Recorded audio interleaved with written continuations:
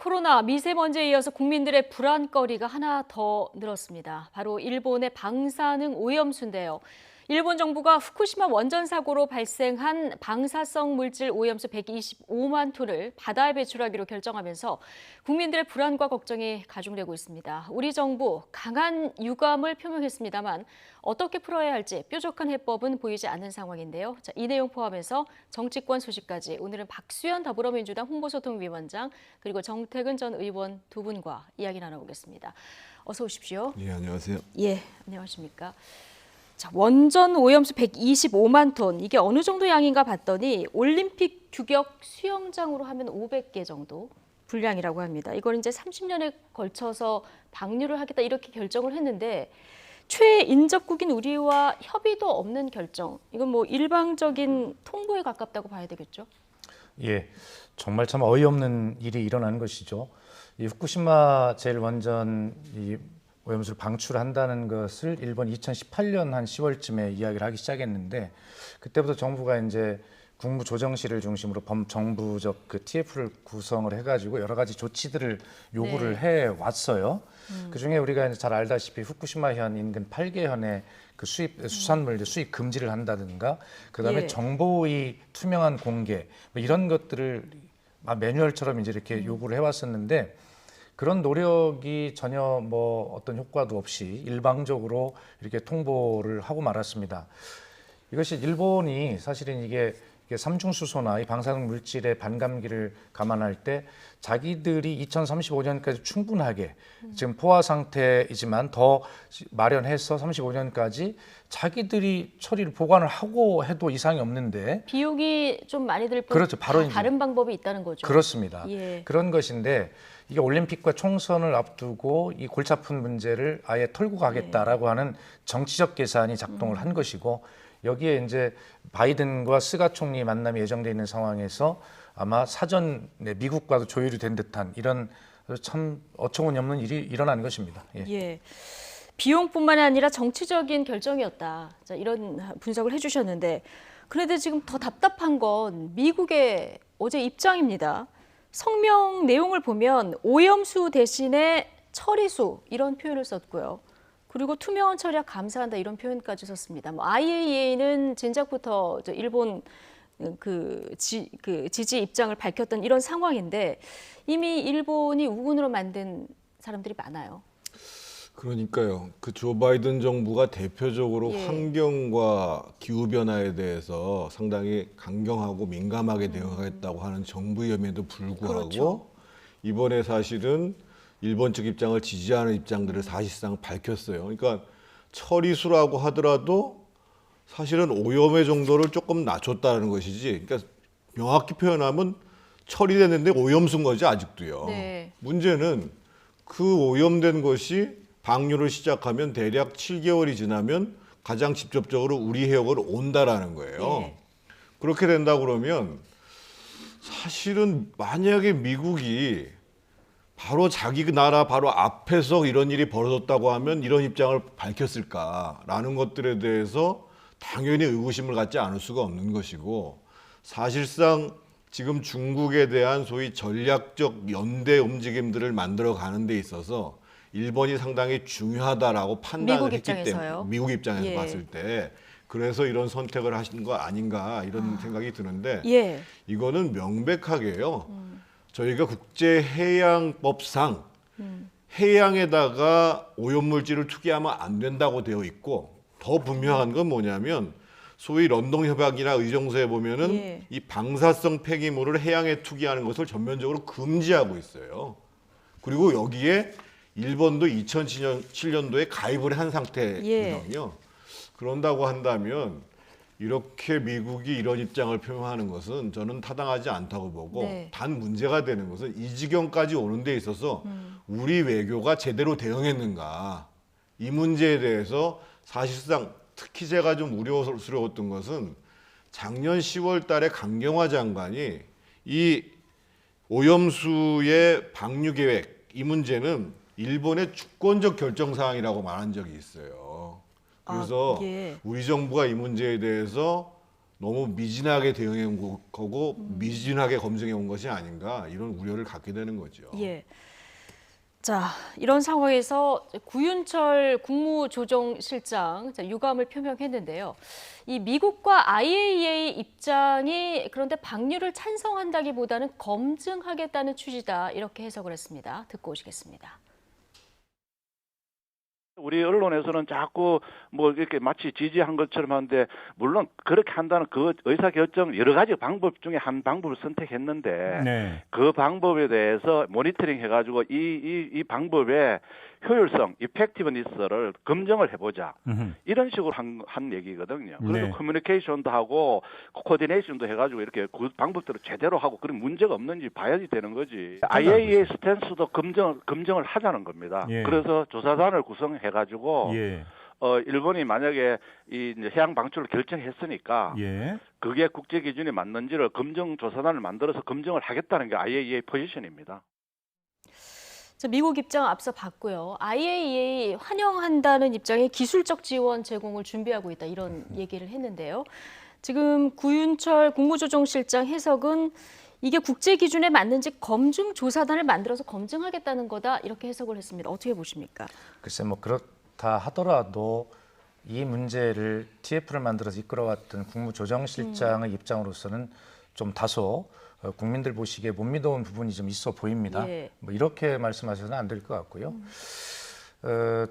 IAEA라고 하는 곳이 어떤 곳입니까? 여기는 사무총장이 일본 사람이었고요. 예. 그다음에 IAEA에 내는 그 분담금들을 보면 미국이 한 25%를 내고 일본이 한 8%를 내고 있어요. 일본이 한 3위 정도 되더라고요. 그렇습니다. 예. 그 정도 되기 때문에 결과적으로 일본 측의 입장이 강하게 반영될 수밖에 없는 그런 구조를 가지고 있어요.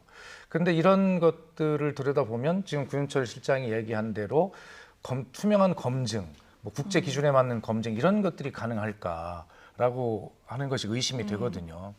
저는 기왕에 일본이 이걸 정치적으로 결정을 했기 때문에 좀 제가 외교 뭐 전문가가 아니어서 뭐 외교 전문가를 들으면 위험한 소리라고 할지는 모르지만 뭐 중국 그다음에 우리나라 영향을 받는 나라들끼리 국제 연대를 통해서 저는 내부적으로 뭐 발표는 못 한다 하더라도 일본의 하계 올림픽 불참 뭐 이런 문제 같은 것들도 내부적으로는 조율을 할 때 심하게 압박하는 카드로 쓸 정도로 그렇게 이 문제를 강하게 일단 대응을 해야 된다 이렇게 네. 보고요.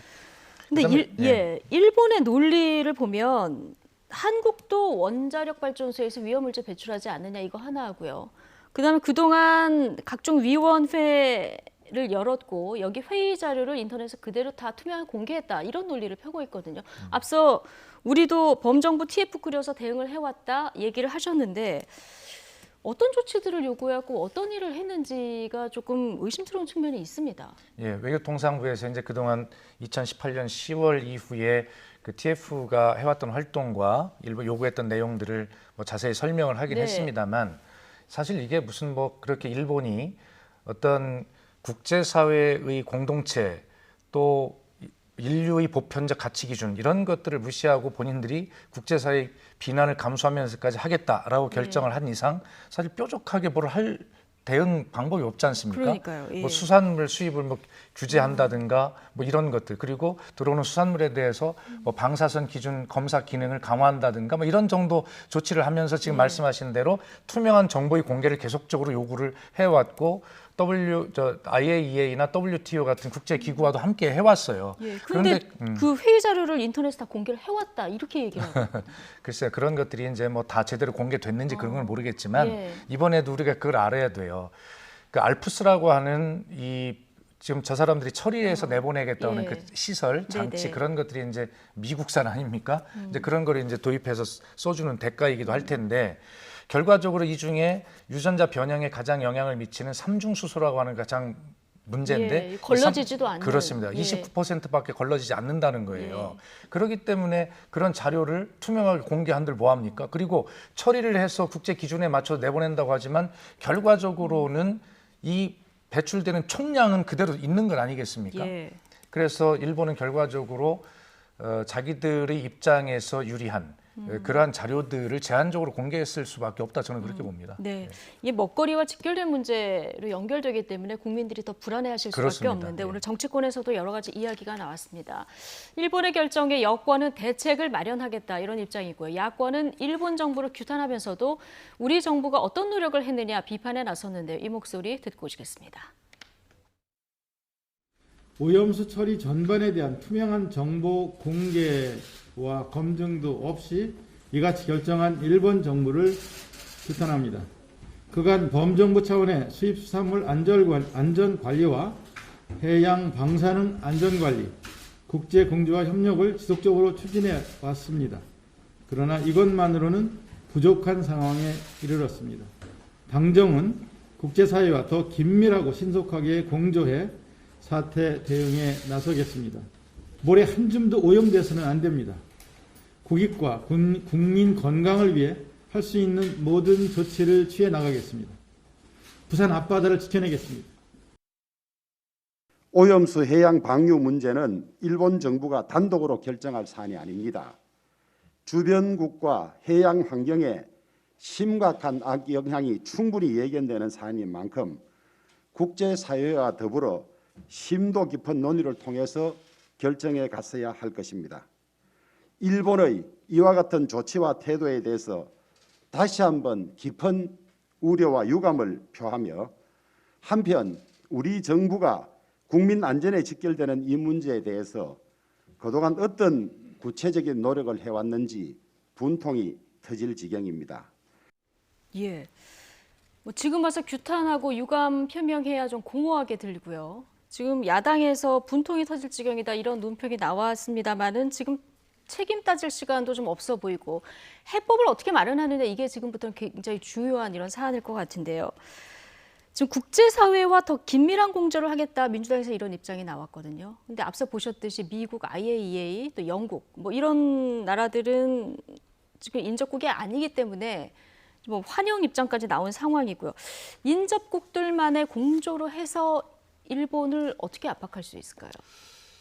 일단 우리 정부가 그동안에 이 문제에 대해서 상당히 미진하게 대응해 온 문제에 대해서 저는 짚고 넘어가야 된다고 생각을 짚고 넘어가야 하고 한다. 예. 두 번째로 지난 3월 11일 한 달 전이죠. 네. 그 유엔의 특별 보고관들이 어떤 입장을 얘기를 했냐면 이번에 이 방류 계획은 잘못된 것이다. 환경 및 인권에 중대한 위협이다라는 뜻을 일본에 전달을 했어요. 네. 그렇다고 한다면 사실은 이런 결정이 나오기 전에 국제적인 분위기들을 환기시키는 노력들을 했었어야 됩니다. 사실은. 그러니까 아까 제가 구윤철 총리 실장인가요? 뭐 온갖 영어 단어를 써, 네. 국무조정실장이 온갖 영어 단어를 써서 애매하게 얘기를 했는데 한마디로 얘기하면 유감이지만 IAEA가 그런 입장들을 취해온 거에 대해서 우리가 잘 대비하지 못했고 지금도 예. 명명하게 검증하겠다는 얘기만으로는 할 얘기가 없다 이렇게 얘기를 한 거거든요. 저는 그렇게 하면 안 된다고 봐요. 예. 아까 제가 말씀드렸습니다만 제소를 포함해가지고 왜 제소? 국제 예를 들면 국제재판소라든지 해양법재판소 제소문제까지를 포함해가지고 우리가 할 수 있는 우리 주변에 있는 국가들과 연대해서 할 수 있는 모든 방안을 찾겠다라고 해야지 그나마 일본에서의 대응들이 다시 고려가 될 수 있는 것이지 지금 아직 명료한 대응 방안에 대해서 아무것도 정해진 것이 없다. 예. 이렇게 해서는 곤란하다는 거예요. 제가 앞서 말씀드렸습니다만 이미 일본이 해양에다가 방사성 팽이물들을 투기하면 안 된다. 전면 금지한다라는 런던 협약과 의정서에 가입한 상태거든요. 예. 이것을 가지고 우리가 제소할 수 있는 문제에 대해서 당연히 검토를 해야 되는 것이고 예. 아까 우리 박수현 의원님이 잘 말씀해 주셨습니다만 예를 들면 삼중수소 같은 경우에 소위 그 농도가 절반으로 줄어든 반감기라고 얘기하죠. 그게 예. 한 12.3년이에요. 그러면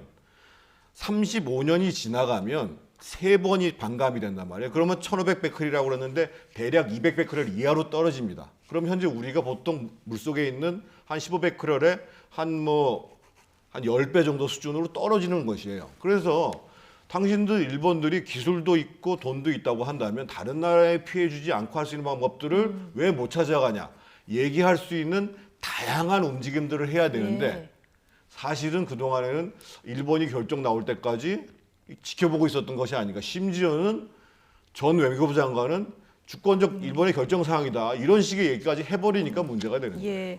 환경 관련 여러 가지 국제 협약들이 있는데 이런 것들을 왜 지금까지 지렛대로 활용을 못했냐. 그렇죠. 자, 이런 데 대한 아쉬움을 지금 표명해 주셨는데 앞서 인접국들과의 공조 관련해서 하계올림픽 보이콧 같은 것들도 검토해 볼 수 있다 얘기해 주는데 이런 방법들이 일본의 압박이 될 수 있을까요? 그 문제까지 제가 말씀드리는 예. 거는 뭐 좀 섣부른 얘기고요. 지금 사실 이런 문제가 벌어지면 청와대뿐만 아니라 이런 문제를 가지고 사실은 청와대 여야가 다 모여가지고 우리가 예. 현실적으로 어떤 지렛대를 활용할 수 있는가, 어떤 방안을 제기할 수 있는가, 그리고 그것을 제기했을 때 어느 정도 효과가 있는가, 이 문제를 가지고 사실은 머리를 맞대는 거예요. 이런 거 하라고 여야정 협의체가 있는 거거든요. 예. 저는 이 문제와 관련해서는 그간에 미진하게 대응한 부분들에 있어서는 솔직하게 반성하고 지금이라도 사실은 어저께 물론 담당하는 TF가 국무조정실장이 해왔습니다만 차관급들이 모여서 이 문제에 대해서 입장을 발표하는 것도 좀 이해가 안 가요. 총리가 해외에 나가 있으면 부총리가 장관들 소집해가지고 어느 정도 수준에서 우리가 대응하는 게 맞냐 이렇게 얘기를 했어야 되는 거 아닌가요? 그래서 저는 지금부터라도 정부, 여야 이 예. 문제에 대해서 어떻게 대응할지 빨리 저는 맞대야 된다고 생각하고 예. 아마 내일 지금 외통위가 열리는데 외통위는 외통위대로 하지만 예. 이 문제를 가지고 저는 뭐 여야의 지금 이제 뭐 교체 시기에 있습니다만 원내대표가 네. 모이든 정부가 같이 모이든 해서 이 문제는 상당히 빨리 머리를 맞대고 보다 더 강경하면서도 확실한 예. 대응 방안을 찾아야 된다고 봅니다. 굉장히 중요한 문제다 보니까 당정청이 한 목소리를 내는 것뿐만이 아니라 이런 문제 지금 여야정 협의체에서라도 풀어야 된다는 얘기를 해주셨는데 지금 여야정 협의체 가동은 되고 있습니까? 예, 뭐 실질적 가동이 지금 멈춰 있는 상태죠. 예. 어쨌든 정부가 그동안에 뭐 최선의 노력을 다 해왔지만 적어도 아까 말씀드린 대로 뾰족한 어떤 해결책이 없는 상황에서 정부도 일방적으로 이런 환경을 맞이할 수밖에 없는 것이죠. 아마 일본이 이런 어떤 국제사회 일원으로서 지켜야 될 당연한 보편 타당한 가치에 맞는 일들을 잘 안 지키는 이런 무도한 예. 일본에 대해서 참 안타깝게 그지없습니다. 지금 의원님 말씀하신 대로 저는 이 문제가 사실은 그 미국이라고 하는 그 초인류 국가의 묵인하에 이런 일들이 진행이 되고 있다 이렇게 보고 예. 미국은 일본을 대중국 견제의 지렛대로 확보하기 위해서 어떤 대가를 준 것이라고 생각을 하거든요. 미국도 이 캘리포니아 해류를 따라서 이게 가게 되면 미국에도 굉장히 한 영향을 미치는 거예요. 인접 국가는 아니지만. 그래서 미국의 어민들과 시민단체도 굉장히 반대를 하고 있지 않습니까? 예. 일본 내부에서도 그렇고.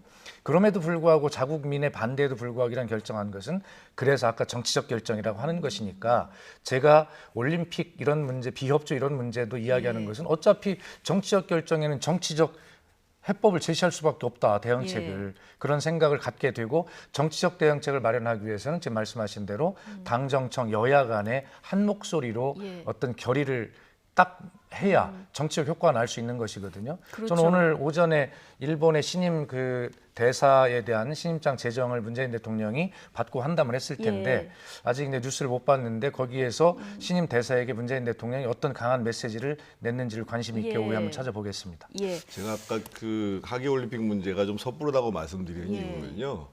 이 또 스포츠는 정치로부터 독립돼야 된다라는 또 인류의 정신이 있어요. 그래서 이 문제를 쉽게 연결시켜서 하기 어렵다라는 거예요. 맞습니다. 예, 예. 그 지금 악화된 한일 관계에도 조금 걸림돌이 되고 있는데 이 뭐 압박을 하든 설득을 하든 대화를 할 수 있어야 되는데 지금 강창희 주일 대사 일본에 간 지 꽤 됐는데 지금 외무상 접견도 못 하고 있다 이런 뉴스도 전해지고 있는 상황이라서 일본과의 대화 창구는 앞으로 어떻게 해야 좋을까요? 야당 인사인 제가 그걸 말씀드리기가 상당히 박수영 어렵습니다만 그럼 위원장께 여쭤볼까요? 예. 네. 결과적으로 그 한일 간의 문제가 꼬여 있고 거기에 미국과 중국의 동북아 질서에 관한 문제가 함께 끼어 있어요. 그렇기 때문에 한일 간의 문제를 풀어도 미국이 보증하거나 쉽게 얘기하면 허락하지 않으면 이 관계가 풀리기가 어려운 복잡한 구조로 되어 있는 거죠. 지금 아마 일본은 그런 어떤 미국의 입장, 미국이 우리를 지지할 것이다라고 하는 그런 강한 믿음을 가지고 한일 관계를 우리에게 백기를 들어라. 라고 지금 압박을 하고 있는 겁니다. 네. 그러니까 대사 안 만나주는 거 아닙니까? 어차피 정치적 문제예요. 이 문제를 우리도 고민을 하지만 계속 말씀드리지만 정치적 해법밖에는 방법이 없고요. 예. 당분간 이런 어떤 경색 관계가 지속된다 하더라도 이것은 어쩔 수 없이 우리가 받아들여야 되는 환경입니다. 다만 내부에서 왜 일본 문제를 못 푸냐라고 하는 것을 바라볼 때 현 정부를 압박하는 것보다는 지금 제가 말씀드린 복잡한 고차 방정식 같은 구조를 이해하면서 국민이 예. 현 정부에 또 야당이 현 정부에 함께 힘을 실어 주셔야 저희가 그런 협상의 지렛대 힘이 생긴다라고 예. 하는 말씀을 드립니다. 근데 한 가지 말씀을 드리고 예, 싶은 짧게요. 것은요. 예.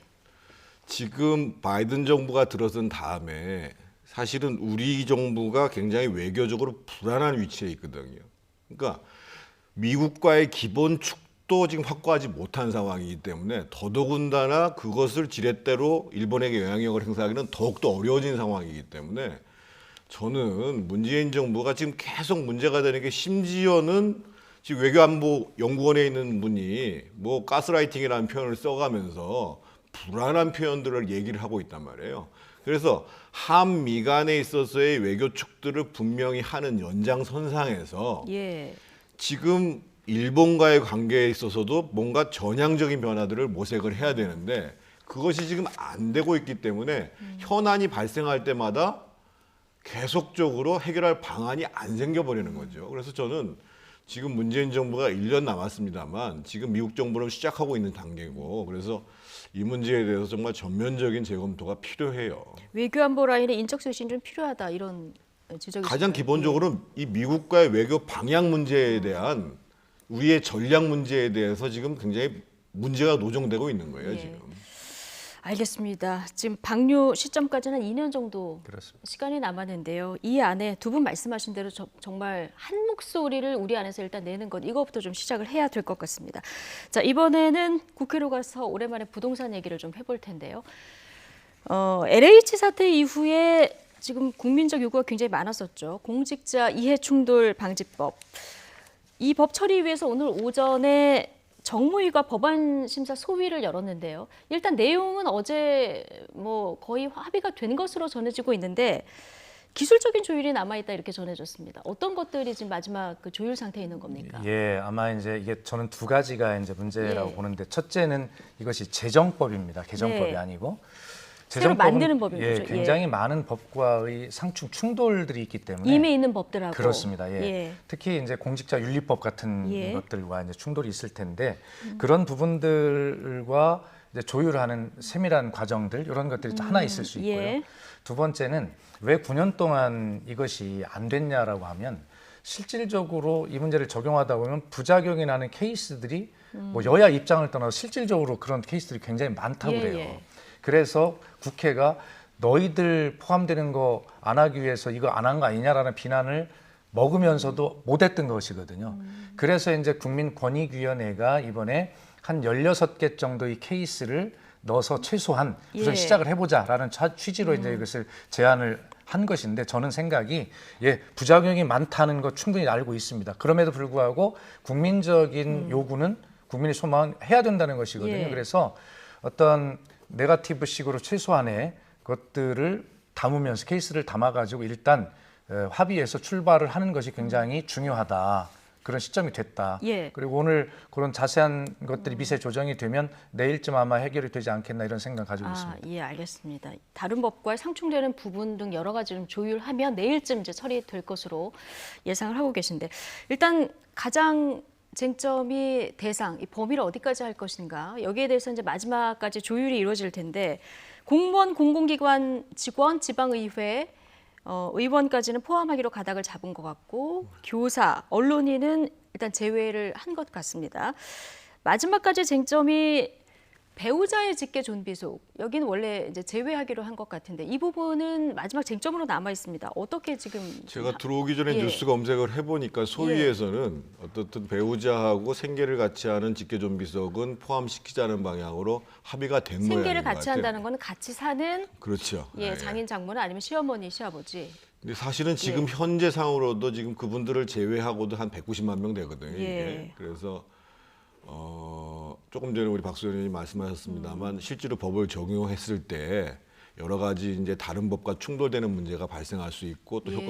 효과적인 이게 이제 방지책이 될 수 있는가 이해 충돌에 예. 대한 이런 염려가 있을 수 있는데 그러함에도 불구하고 아까 박수현 의원님 잘 말씀해 주셨는데 너무도 국민들이 원하고 있는 문제이기 때문에 예. 결국은 이것을 이제 시행을 하고 일정 정도 부작용을 감수하면서 빠른 시간 내에 이 법들을 좀 고쳐 나갈 수밖에 없는 이런 예. 상황인 것 같아요. 그러니까 만약에 예. 그런 것들을 전부 다 정밀하게 완벽하게 마련해가지고 마련하기 위해서 법 제정을 좀 늦춘다 이렇게 얘기하면 일단 국민들이 좀 받아들이시기가 어려운 것 같거든요. 예. 일단 시작하고 예상치 못한 문제점이 나오면 그때그때 고쳐 나가는 방향이 바람직할 것이다. 두 분 다 이런 의견을 주셨고요.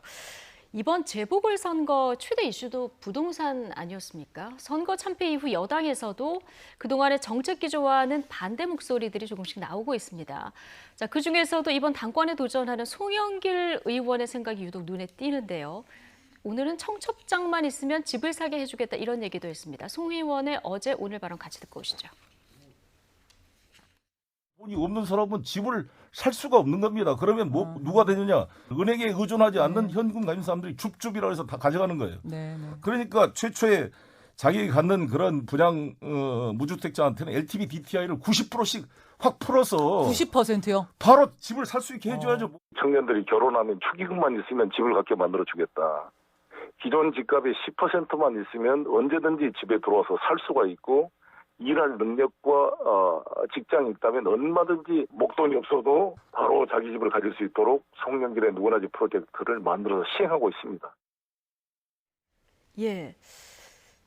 어제는 청년들에게 90%까지 대출해주겠다 이런 얘기를 했었고요. 오늘은 축의금만 있으면 집을 갖게 해주겠다. 이게 어떤 정책적으로 실제로 이제 염두를 해두고 하신 발언이신지 아니면 상징적인 의미인지요? 지금 이 송영길이 누구나 집 프로젝트라고 이렇게 예. 명명이 되고 있는데 잘 안 알려져서 그렇지 송영길 의원이 이 주장을 계속 해오고 있었습니다. 아, 예. 개인의 SNS나 이런 걸 통해서도 하고 정책 토론회도 하고요. 그리고 본인이 인천시장 할 때 아마 이것을 실행하고 성공시킨 사례가 있는 것으로 알고 있습니다. 저도 정확하게 내용을 설명드릴 수는 없습니다만 그래서 송영길 의원한테 물어본 적이 있어요. 예. 이거 정말 할 수 있는 거냐? 그냥 상징적 이야기 아니냐? 물어봤더니 본인이 경험이 있고 실적이 있고 충분히 할 수 있다. 그래서 아마 이번에 이제 당 대표로 출마를 하게 되니까 송영길 의원이 이 누구나 집 프로젝트 이 문제가 본격적으로 아마 주장할 것이고 검증대에 오를 것이고 검증이 잘 돼서 정말 유효할 수 있네라고 하는 것이 된다면 아마 굉장히 중요한 정책으로 채택이 되지 않을까 싶은데 이번 5월 2일 날 선출되는 요 민주당의 전당대회까지 예. 요 문제가 집중적으로 거론되기를 바랍니다. 아, 집중적으로 거론되기를 바란다. 그렇습니다. 말씀하셨으니까 이 송 의원의 제안 어떻게 보고 계십니까? 일단 그간의 문재인 정부는요. 예. 주택을 공급하는 것이 아니라 수요를 억제하는 방향으로 부동산 가격을 잡겠다고 나왔어요. 지금 송영길 의원이 하는 얘기가 예를 들면 총부채 상환 비율이라든지 주택 담보 비율을 대폭 완화시키겠다고 얘기를 하잖아요. 그러면 사실은 공급될 수 있는 물량이 존재하지 않아요. 예. 기본적으로. 그러면 이전에 이미 기존의 이 수요를 억제하는 방식의 문재인 정부의 부동산 정책은 잘못됐다라는 점들을 좀 분명히 했어야 된다니까요. 그 점에 대해서는 얘기를 안 하고 이제 와가지고 그거 한 10%만 가져도 집 가질 수 있겠다 이렇게 얘기하니까 말이 안 되는 거예요. 그럼 공급은 또 어떻게 할 거냐 이 문제가 나올 거 아니겠어요. 예. 근데 지금 사실은 공공에서 공급한다고 해봤자 앞으로 5년 이후의 문제라는 거 아니에요. 그러면 민간을 중심으로 해서 공급량이 늘어날 수 있도록 하는 정책도 그동안 펴지 않았던 것, 우리 잘못된 거다라고 인정을 해야 돼요. 다시 얘기하면 무슨 얘기냐면 지금 문재인 정부가 해왔던 정책의 일관성을 가지면 안 된다. 소위 부동산 정책을 전면적으로 바꿔야 된다. 예. 이 문제가 전제되지 않는 이상 이 얘기는 지금 의미가 없는 얘기라는 거예요. 대출 규제 완화라든가 1주택자 종부세 완화 이런 목소리는 나오는데 이 더 나아가서 예를 들어서 민간 공급이라든가 이런 부분까지 해서 정책을 완전히 전환해야 된다. 이렇게까지 가야 그런 건 된다는 당연히요. 말씀이신가요? 제가 일관되게 말씀드립니다만 주택은 예. 나라가 공급하는 게 아니에요. 예. 기본적으로 시장이 공급하는 거예요. 민간에서 공급할 수 있도록 하고 예. 그 공급 과정 속에서도 장기적으로 주택 예. 가격이 안정화될 수 있도록 만들어 주는 것이 경제 정책의 요체인 거예요. 예. 그런데 그렇게 지금 못 해왔기 때문에 문제가 되는 거거든요. 박시현 의원님 생각은 제가 어떠십니까? 짧게 말씀을 드리면 이게 또 전 정부 탓, 야당 탓 한다고 할까봐 지난 선거 기간 중에 말씀을 저희가 안 드리고 있었는데요. 주택 공급 말씀 잘하셨어요. 자, 수치로 정확히 말씀드릴게요. 문재인 정부는 공급을 안 했을까요? 수도권 내 아파트 준공량을 기준으로 보면요. 노무현 대통령 때 16만 호, 이명박 대통령 때 19만 호, 박근혜 대통령 20만 호, 문재인 정부 들어와서 29만 호입니다. 그런데 왜 문재인 정부는 공급을 안 했다고 자꾸 주장을 하시는지 이해가 안 가고요. 그다음에 공급을 하려면 택지가 있어야 되는데 택지 공급량을 볼까요? 노무현 대통령 때 4,900만 평입니다. 이명박 대통령 때 아시지만 1,900만 평이에요. 박근혜 대통령 때 140만 평밖에 안 됩니다. 놀랍게도. 문재인 정부가 택지를 지을 땅을 물려받은 것이 전혀 없어요. 그런 얘기를 하진 않았어. 우리 책임이니까. 그래서 부랴부랴 문재인 정부에서 택지를 마련한 1,600만 평인데 이것이 말씀대로 5년, 10년 걸리기 때문에 다음 정부에나 공급이 될 거예요. 문재인 정부는 현재 입장에서 보면 공급에 대한 정책을 충분하게 해왔습니다. 안 한 것이 아니라. 그러나 결과는 이렇기 때문에 저희가 책임을 지겠습니다. 그런 어떤 것들을 말씀드리는 것은 전 정부 탓을 하는 것이 아니라 부동산 주택 문제는 장기적이고 종합적인 문제이기 때문에 어떤 시점이나 한 가지 이유만 가지고 봐서는 다음 정부도 실패한다라고 하는 말씀을 드리는 것이에요. 예. 지금 정태근 의원님 말씀에 제가 부정하는 것이 아니라 하신 말씀에 충분하게 동의해요. 그러나 그런 어떤 요인들을 종합적으로 장기적으로 볼 때 우리는 더 좋은 정책을 마련할 수 있다는 차원에서 제가 설명을 드린 겁니다. 예, 알겠습니다. 오세훈 서울시장 관련 얘기도 좀 해보죠. 재건축 규제 풀겠다는 게 공약이었었는데요. 자, 그런데 지금 강남, 목동, 상계동 재건축 시장 움직임이 심상치 않습니다. 압구정동 재건축 단지를 보니까 80억 원 신고가 매매가 거래가 이루어진 이런 상황도 있는데 오세훈 시장이 지금 약간 과열 조짐이 나니까 토지거래 허가구역으로 지정하겠다 이렇게 얘기를 했거든요. 이거는 실효성이 있을까요? 그 전에 말씀드려야 될 게 뭐냐면 네. 특히 부동산 값이 폭등해가는 과정에 있어서 서울 지역의 주택 공급이 안 된 게 문제가 된 거거든요. 네. 박원순 시장 때 특히나 심했었고 그 문제에 가장 결정적인 역할을 했던 게 뭐냐면 지금 말씀하신 소위 재건축 재개발에 대한 규제였었어요. 예. 그러면 어떻든 재건축 시장이 이제 규제가 완화가 된다고 하니까 재건축 시장이 올라갈 수 있어요. 그런데 거기에 어느 정도는 불가피한 측면이 있다 이렇게. 그래서 이제 보시는 거예요? 투기적 수요가 오는 부분들을 가지고는 지금 이제 제한할 수 있는 방법이 예를 들면 오세훈 시장이 거래를 허가하는 방법들을 검토하겠다라고 얘기를 하는 것이고 그렇다고 해서 지금 현재 특히 목동이라든지 이 상계동이라든지 그동안 계속 재건축이 묶여왔던 지역들이 있잖아요. 예. 그거를 계속 지금 안 하게 되면 아까 제가 말씀드렸던 것처럼 소위 재건축 재개발을 통한 신규 공급들을 못 하게 되는 거예요. 결국은 기본적으로 장기적으로 안정 기조를 나가고 시기적으로 투기 수요가 몰리는 부분에 있어서는 다른 장치를 갖다가 예. 동원할 수 있는 방법들을 찾아야지. 그렇지 않고 이 재건축 재개발 자체를 다 규제해 버리겠다라고 하면은 언젠가는 터지게 되는 거죠. 예. 재건축을 풀어야 공급이 느는 건 맞고요. 방법은 다르지만 박영선 전 장관도 후보 시절에 이제 재건축 추진하겠다 이런 얘기를 했었거든요. 투기적 수요를 어떻게 막느냐 이게 관건인데요. 어떻게 보십니까? 그러니까 부동산 정책은 오세훈 시장도 토지거래 허가 구역으로 카드를 뺄 수밖에 없는 게 어떤 현상이 나면 거기에 맞는 규제책을 쓸 수밖에 없어요. 예. 그 뭐 당연한 겁니다. 그런데 그것들을 뭐 주변으로 예를 들어서 이동하는 풍선 효과 같은 것들을 막으면서 어떻게 할 거냐라고 하는 문제가 있는 것인데요. 예.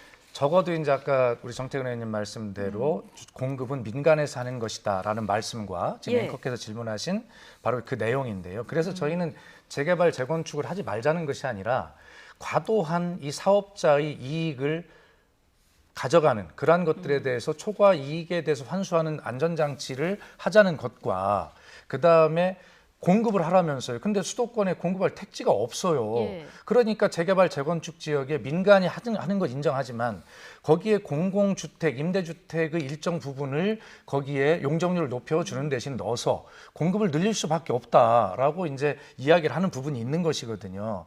그래서 이 문제는 오세훈 시장께서 또 박영선 후보도 짧은 기간에 공약을 한 것이니까 제가 말씀드린 대로 공약을 100% 그냥 지키려고 하지 말고 공약을 다시 공약해봐라. 검토해봐가지고 예. 그래서 꼭 할 수 있는 거 그런 거를 하는 것이 결과적으로 국민께 공약한 걸 지키는 일이다 저는 그렇게 생각하거든요. 네. 제가 한 말씀만 보태면요. 예를 들면 지금 이제 재건축 재개발을 이제 길을 열어준과 동시에 지금 민간에서 주택이 가장 공급될 수 있는 가장 확실한 방법 중에 하나가 뭐냐면은요. 양도세를 내려주는 거예요.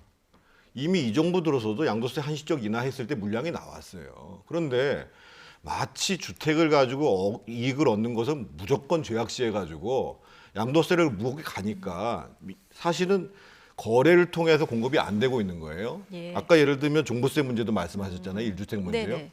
저는 사실은 20년 이상 거주가 아니라요.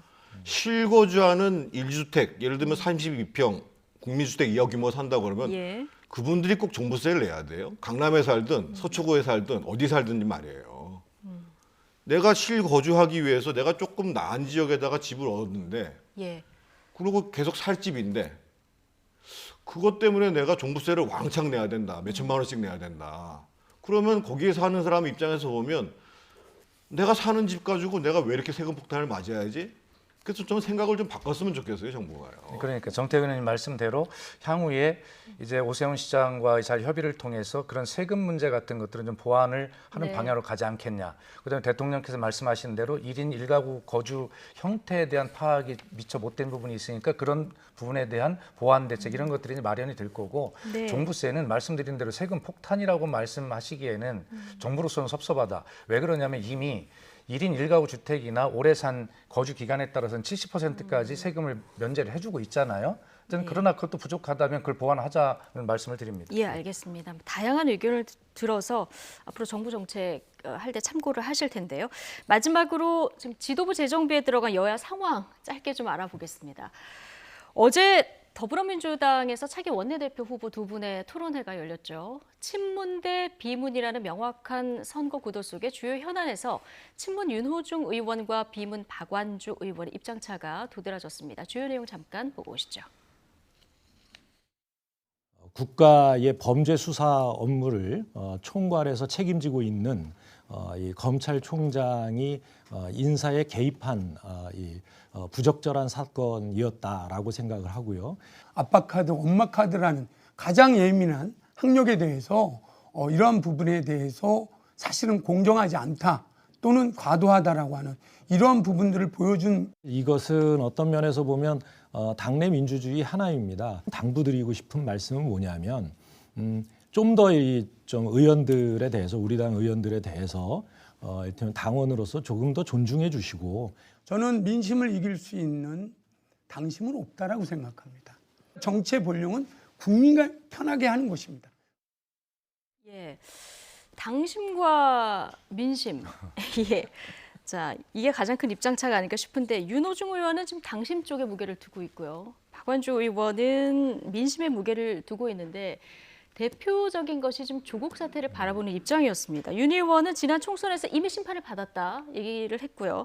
박 의원은 조국을 금기시하는 거는 좀 부당하다 이런 입장을 보였는데 두 분 얘기에서 드러나듯이 아직 이 문제에 대한 진단부터 정리가 좀 안 된 상태 같아 보이거든요. 어떻게 봐야 될까요? 그렇습니다. 우선 저희 당내에 친문 비문이 있느냐라고 하는 것에는 저는 아무리 생각해도 제 경험을 다 동해 생각해도 예. 그건 동의할 수가 없습니다. 언론에서 이제 재미있게 저희가 분석을 만든 하느라고 프레임인가요? 그렇게 네. 하시는데 실질적으로 어떤 계파가 있으면 계파 이익을 위해서 활동을 하는 것이 이제 계파인데 예. 그런 구분은 없다. 저만 해도 저 문재인 예. 대통령의 경선 캠프에 있지 않았는데 청와대 첫 대변인이 됐지 않습니까? 자, 그런 것이고요. 그다음에 정리하면 이런 모든 조국 문제를 포함한 모든 국민의 질문에 질서 있게 답을 하게 될 겁니다. 언제 저희가 내부적으로 성찰하고 반성하고 해서 각자 초선은 초선대로 재선은 재선대로 이렇게 이야기하는 것이 아니라 이런 이야기를 다 모아서 질서 있게 정말 제대로 된 반성문의 형태로 이런 문제까지 다 포함해서 아마 원내대표가 선출이 되고 5월 2일까지 당 대표 선출되기까지 비상대책위원장 역할을 하게 되는데 예. 그 사이에 종합적인 체계적인 그런 반성문을 제대로 제출하게 되고 이런 문제가 함께 정리될 것이다 말씀드립니다. 예. 자, 국민의힘 쪽으로 오면은 전당대회 먼저냐 합당 먼저냐 여기에 대해서 좀 이견들이 있는 것 같은데 지난 선거 과정에서 국민의당 안철수 대표가 국민의힘과의 합당을 이제 언급했었는데요. 일단 양당 각자 지금 내부 의견을 수렴하는 과정입니다. 국민의힘은 모레 의원총회 그리고 다음 주 월요일 시도당 위원장 회의에서 논의를 한다는 입장이고요. 국민의당 시도당 의견을 수렴 중이다. 자, 국민의당도 의견 수렴 중이다. 이런 입장입니다. 이런 가운데 국민의힘 정진석 의원 오늘 아침에 중진 연석회의에서 통합이 자강이다. 이런 입장을 밝혔는데요. 현재 국민의당 입장은 어떤지 권은희 원내대표 인터뷰 내용까지 같이 듣고 오시죠. 최근에 무슨 자강을 먼저 해야 된다, 통합을 먼저 해야 된다라는 논란이 있는 것 같은데 전 통합이 곧 자강이라고 생각합니다. 단일 대우를 만들고 더 큰 제1야당을 만들고 더 단단해진 야권의 세력을 구축하는 것이 어떻게 자강이 아닐 수 있겠습니까? 안철수 국민의당 대표도 이러한 엄중한 그 국민의 뜻을 무겁게 받아들이고 진지한 자세로 통합 논의에 임해 주실 것으로 믿어 의심치 않습니다.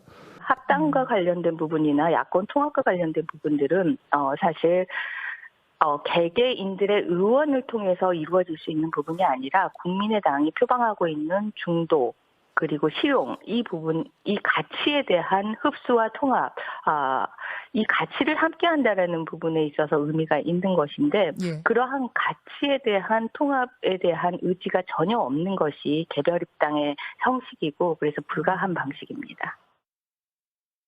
정진석 의원은 통합이 곧 자강이다 이 얘기를 했지만 또 조경태 의원 같은 경우는 전대 일정부터 빨리 잡자 이런 의견도 나왔거든요. 국민의힘 내에서도 다양한 목소리가 나오고 또 반면에 개별 입당 얘기도 나오다 보니까 지금 들어보셨듯이 권은희 의원이 이건 아니다 이런 얘기가 나오거든요. 어떻게 앞으로 되는 게 바람직하다고 보십니까? 그건 예의가 아니죠. 그게 예의가 아니죠. 뭐 과거에 DJP 연대를 하든 예. 뭘 할 때 아무리 작은 정당이라고 하더라도 개별 입당 형식으로 하지는 않아요. 예. 그래서 그거는 아마 타당한 얘기가 아니고 단일 대우를 만든다는 것도 굉장히 중요한 얘기고 권은희 의원이 지금 말씀하셨던 것처럼 그런 중도 실용의 방향을 분명히 하는 것도 중요한 얘기입니다. 왜냐하면 이번 보궐선거에서 승리한 것은 기본적으로 변화를 바라는 중도 표심에 부응하는 그 오세훈 후보, 안철수 예. 후보도 거의 비슷한 성향이었죠. 그렇기 때문에 단일화도 잘 됐었고 결과적으로 마지막까지 공동정선을 가져가서 승리를 한 것이기 때문에 네. 지금 문제는 지금 국민의힘이 향후의 대선 승리까지 어떤 과정을 거쳐야 되는가에 대해서 내부적으로 정말 깊이 있는 토론이 필요합니다. 이럴 때 진짜 의원총회를 해야 되는 거거든요. 예. 그래서 전당대회를 먼저 하는 것이 맞는지 아니면 과도기 체제를 가져가는 것이 맞는지 또는 윤석열 총장을 영입해 오기 위해서는 우리가 어떤 변화를 가져와야 되는지 이런 부분에 대해서 진지하게 깊이 있게 논의하는 예. 것이 중요하지 무조건 일정 잡아서 대표 뽑는다. 저는 그것이 별로 중요하다고 생각하지는 않습니다. 이런 상황에서 떠나간 김종인 위원장, 국민의힘은 아사리판이다 이런 얘기를 했고요. 안철수 대표 계속 비난하고 있고 또 하나 초선이 대표를 맡는 것도 방법이다 이런 얘기를 했거든요. 김종인 위원장의 이 발언들에 대해서는 어떻게 보고 계십니까? 그러니까 지금 김종인 위원장은 그걸 걱정하는 거죠. 예. 지금 상태로 가면은 당권 경쟁만 있을 것이 아니냐라는 걱정을 하는 거죠. 네. 본인이 사실은 이 당에 들어와서 예를 들면 뭐 광주 문제에 대해서 무릎을 꿇고 MB 박근혜 문제에 대해서 사과하고 그러면서 정책도 중도적으로 가져가고 이런 변화들을 계속 할 수 있을 것인가에 대한 회의가 드는 거거든요. 예. 그래서 제가 말씀드렸던 것처럼 지금 초선 대표를 세우냐 안 세우냐가 중요한 문제가 아니라 이럴 때일수록 의원들 전체가 모여서 연찬회를 열어서 예. 그러면 우리가 대선을 승리하는 방안이 도대체 뭐냐? 예. 우리 당의 소위 정책 방향은 뭐가 돼야 되고 예. 그것을 뒷받침할 수 있는 당의 혁신 구조는 뭐냐? 예. 이런 부분들이 진지하게 논의가 돼야 되는데 지금 말로는 국민의 승리라고 얘기를 하면서도 우리가 승리를 했고 우리가 승리한 정당으로서의 당 체제 정비하는 게 중요하다. 이런 식으로 바뀌어가고 있는 것들이 좀 우려스러운 측면이 있는 거죠. 의원들 전체 연찬회라도 열어서 이제 의견을 그럼요. 모아야 되는데 네. 모이면 의견이 모아질까요? 그렇게 토론에 가야지 사실은 당이 변하는 겁니다. 예, 알겠습니다. 오늘 두 분 말씀은 여기까지 듣겠습니다. 박수현 더불어민주당 홍보소통위원장 그리고 정태근 전 의원과 이야기 나눠봤습니다. 고맙습니다.